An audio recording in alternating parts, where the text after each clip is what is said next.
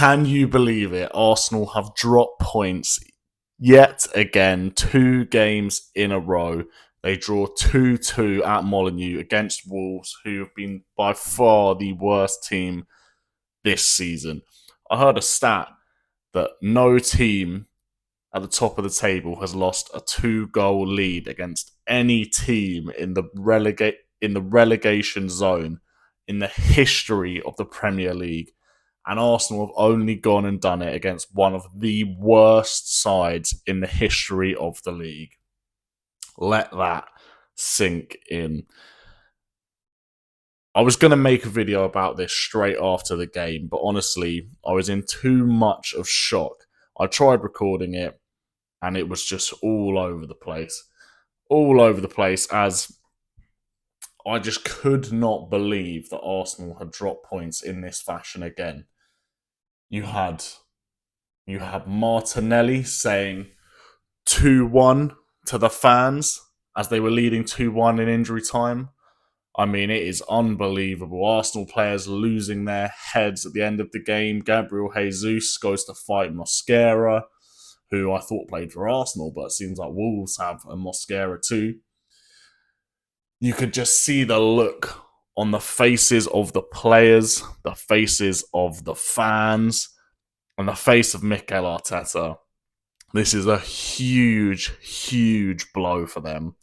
From potentially being sort of 9 points clear only what feels like a couple weeks ago, maybe not even that, Arsenal have now found themselves in a position where if Manchester City win on Saturday night against Newcastle, we will be 2 points behind them, level on games.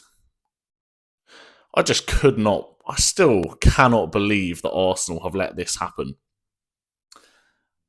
Manchester City have been dropping points left, right, and centre this season, and for them to still somehow let us be potentially 2 points behind them by Saturday is just absolutely disgraceful. It really speaks to a mentality issue, I think.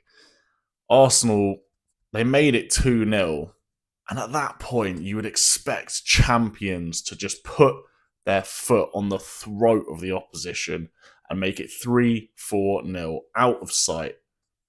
This game should never, ever, ever have been in question. But Arsenal just sat back and sort of allowed Wolves to come onto them. And I just don't understand it.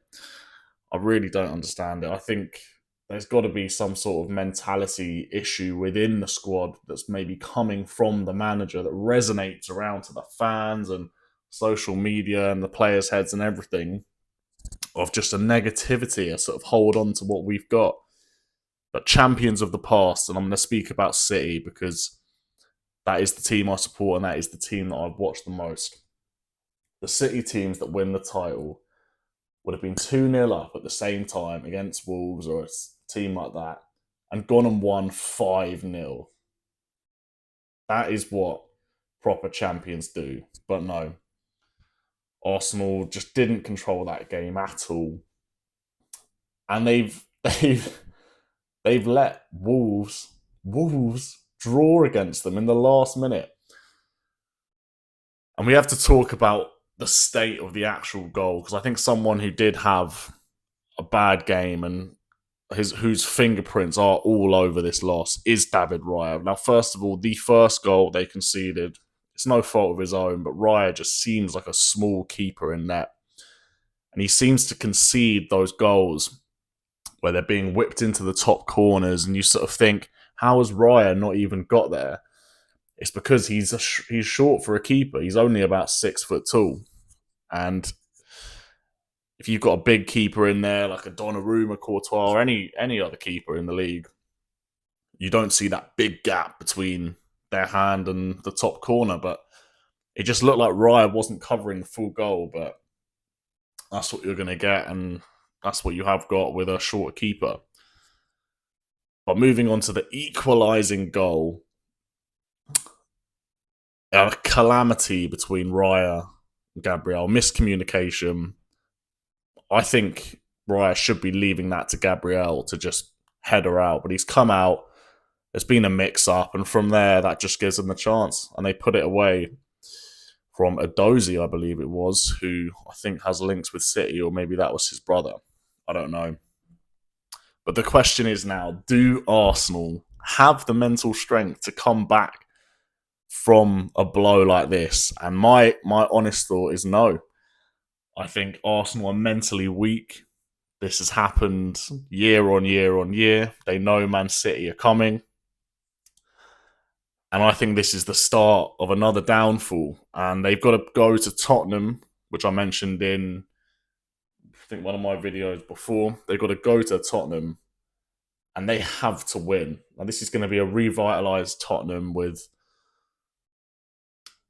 the thought in their head that they can really end their rivals' title charge this year. So there's going to be no lack of motivation for Tottenham at all. And it's going to be tough. You know, the fans are going to be up. It's a new manager as well, Igor Tudor. We'll have to see what he's about. But right now, honestly, Manchester City players, fans, and Pep Guardiola are licking their lips. Honestly, this is now, I think, City's title to lose. I think if City don't go on and put these guys in the ground and win this fucking league, I think City should be embarrassed. This team are there for the taking. They always have been. And even though City aren't at their historic best, this group of players will be damned if they don't win the league.